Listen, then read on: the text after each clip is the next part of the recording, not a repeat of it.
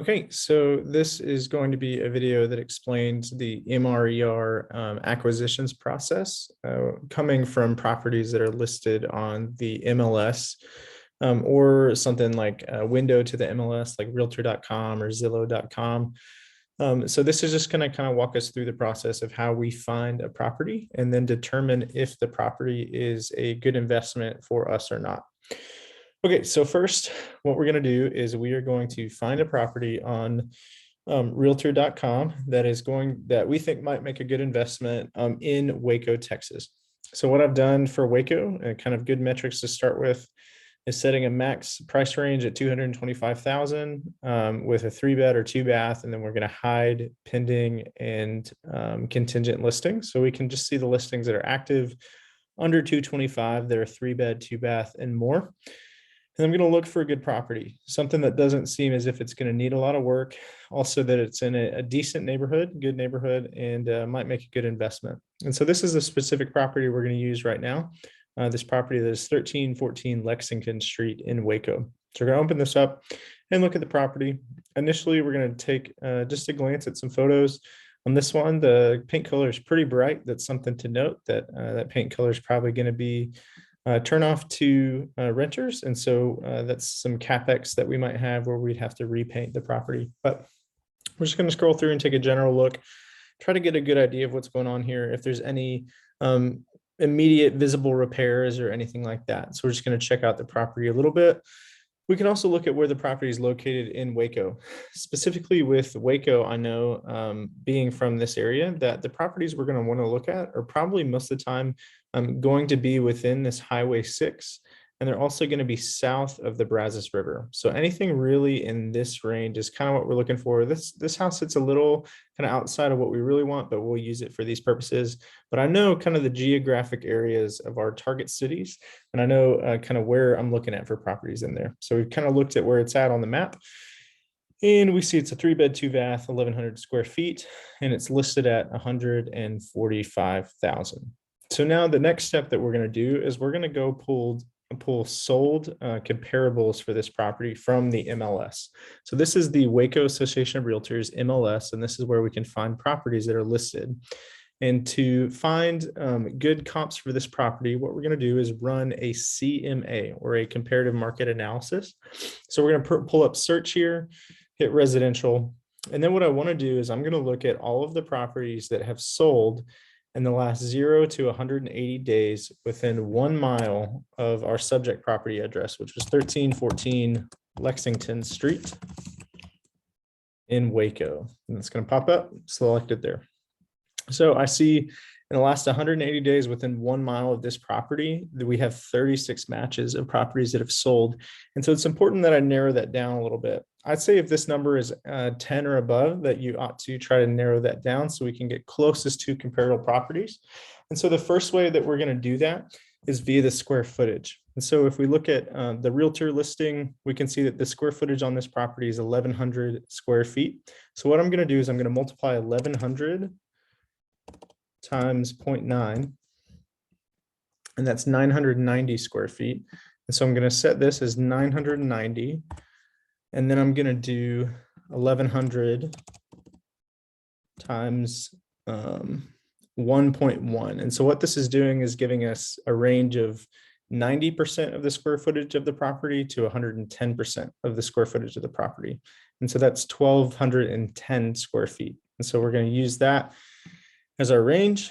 We're going to add that in here. And then we're going to see that now, because we included the square footage of 990 to 1,210, that we only have 8 matches. And that's a good amount for us to look at comparable properties. So then when we've inputted our square footage, we have sold properties 0 to 180 days. We have our matches. We're just going to click that. Oh, sorry. We're going to click results instead of 8 matches. And then we're going to kind of look through here. Anything that's going to be really off base like this is going to kind of be an outlier. So we're not really going to consider this, and probably this 105,000 one. Anything that's really way off base, probably 50,000 or more difference, we're going to say is an outlier. And so we're not going to include those, but what we're going to do is we're going to look at all these other properties. So we're going to get all of these, that 125 will keep. 190 is a little high. We'll keep the 135. So we kind of chose the ones that are within about $50,000 of our comparable. So this even breaks it down more to 1, 2, 3, 4, 5 properties. Then what we're going to do is we're going to come down here and hit quick CMA. And this is going to run a quick comparative market analysis. And this pulls up that CMA so that we can look at a couple of different things here. And this is going to show us things such as the average sold price per square footage of the property in the area, and then the average list price and the average sold price. So we're looking at price per square foot as well as the total sold price. And so in this, within 1 mile of properties that are plus or minus 10% of this subject property, the average price per square foot was $140. If we go back to this property, we can see they have it listed at $132 a square foot, which is $8 lower than the average price per square foot of properties that were sold within a mile radius. So we can think to ourselves, maybe this might be a good investment based on the price point that they have. Next, what we're going to want to do is come to Deal Check. So Deal Check is basically a big calculator that we use to determine if properties will be a cash flowing property or not. And so what this is, like I said, is just a calculator. So the first thing you're going to do when you land in Deal Check is hit Edit Property. And then we're going to input the sales price of the property. And so this property, Lexington Street, is selling for $145,000. So we're going to change this to $145,000. And which is our purchase price. The after repair value we will keep as the sales price for the property. Our down payment is always 25%. Our interest rate is 4%. Our loan term is always 30 years. If interest rates continue to rise, we will adjust our interest rate accordingly. And we're going to come down here. When you put a new property into Deal Check, it's going to suggest a rental amount. Now, sometimes that's high, sometimes that's low. So you'll want to try to find your own comps to get a good idea of what we think this property is going to rent for. But I've included $1,495 as a potential rental rate for this property. And so you'll have to set that yourself. On operating expenses, property taxes should automatically be pulled for you in Deal Check, as well as an insurance estimate of the annual cost of insurance. Property management is always going to be 10%. Maintenance will always be 10%, and CapEx will always be 5% of the property. And that just takes care of the expenses that the owner would have as they're managing the property that will deduct and to help determine their cash flow. So then once we have all our numbers inputted here, and a lot of that will be automatic for you, you don't have to do too much besides purchase price, rental amount, and maybe some other tweaks along the way. We're going to hit property analysis. And this is going to show us the cash needed to purchase the property, the cash flow, the cap rate, and the cash on cash return. And what we're really looking for here in our metrics, when it comes to cash needed, this amount doesn't really matter to us too much. We're looking for cash flow, cap rate, and cash on cash return. When it comes to cash flow, we're looking for properties that are going to cash flow with our metrics at $150 a month or higher. And really, if possible, I'd say $175 a month or higher is even better. And so we see at the list price of $145,000 and then a potential rent of $1,495 that this property will cash flow at $262 a month. And that's positive net cash after our expenses. Then we have our cap rate, which is the capitalization rate on the property, which helps investors determine the quality of the investment. And this cap rate is 6.5%. We're really looking for a cap rate that's at least 5% or higher. And so that's a good number there, 6.5%. Then our cash on cash return is 7.3. Cash on cash is basically the money that the investor makes back in comparison to the money that they put in. And we're really looking for a cash on cash return of at least 5% or higher when it comes to the properties we're looking for. So all these numbers check out and they meet our criteria. We're going to go to our buy and hold projections now. There's going to be a lot of numbers here, and it's going to feel really intense when you first look at them. But really I only need you to go look for is this internal rate of return. So this internal rate of return tells us the amount of money in total, including the potential expenses for the property, and we're looking for a rate of return. And so the number that we're looking for on this is our 3-year. So here's year 3, and we're looking at our year 3 internal rate of return, which is this number here. And our goal is for this number to be at least 13% or higher. And this is really probably the most true metric that we want to look at, is we have to have an IRR of 13% or higher in the 3rd year for this to be a good investment for one of our investors. And so we see that this IRR in the 3rd year is only 9.7%. So what does that mean? That the property is a scrap? Not necessarily. It means that we can go to the drawing board and try to figure out if there's a way that we can get that number to 13% or higher by playing with the purchase price, as well as making sure our rental amounts are on par. And so for this property, what I would suggest, based on the comps that we've pulled, we know that it's already listed below. And so I might even come in and do like 140,000 on this property because it's been sitting for a while. It's been sitting for 41 days on the market.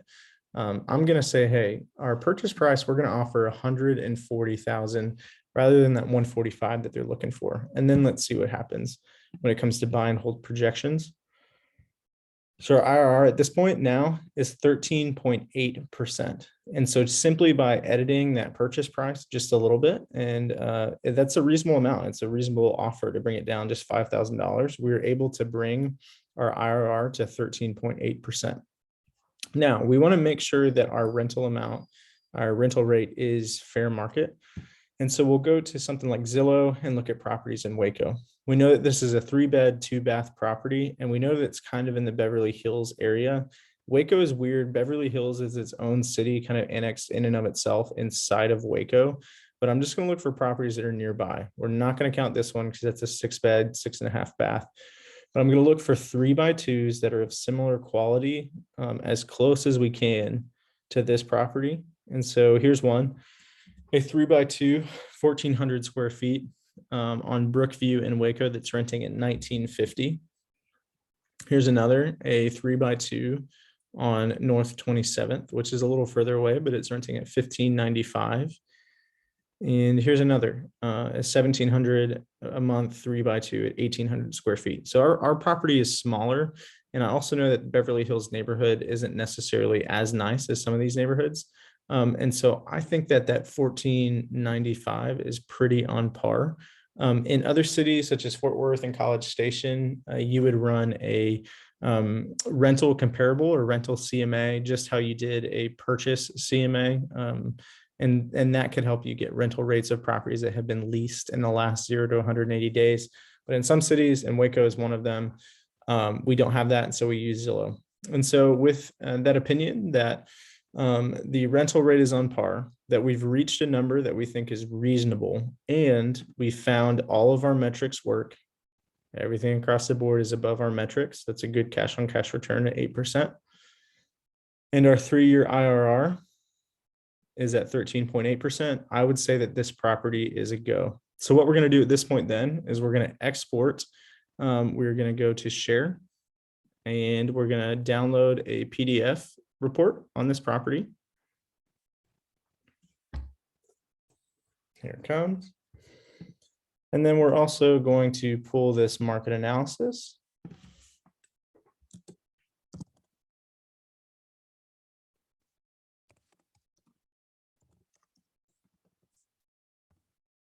And then we will go to email, and we will email this information to me. So I'll just email it to myself. I'm going to say this is 1314 Lexington, Waco, and I will attach the CMA. And if it'll let me, my computer gets kind of weird. I'll attach that report from DealCheck. For my computer, I have to download it and save it to the desktop. But you'd attach all that, and then you'd send it over. And that is our research process right there. So if you have any questions, please feel free to let me know. But here's just a simple run through in our research process. Thanks so much.